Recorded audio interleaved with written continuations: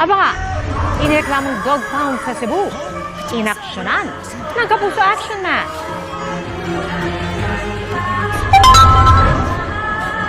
Bagong pagsalubong sa bagong taon, paggamit ng paputok sa mga bahay, gustong ipagbawal ng DILG.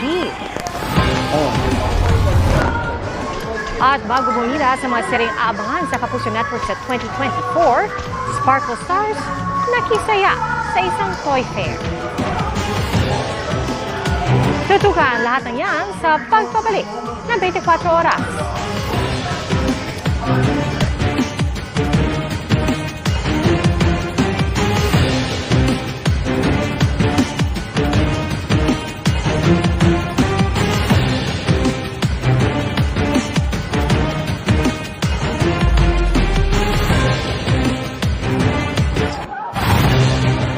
Tutukan!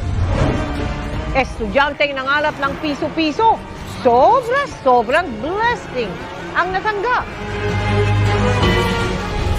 At ang pamaskong handog ng GMA Kapuso Foundation sa mga estudyante sa Kidapawan sa Cotabato.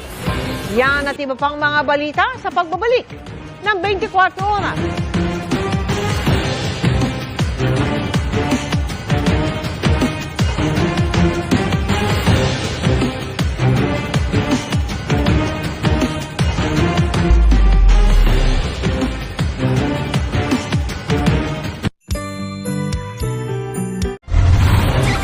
Huwag palampasin ang dobling sayang hatid ng dinarayong selebrasyon sa Iloilo sa pagbabalik yan ng 24 oras.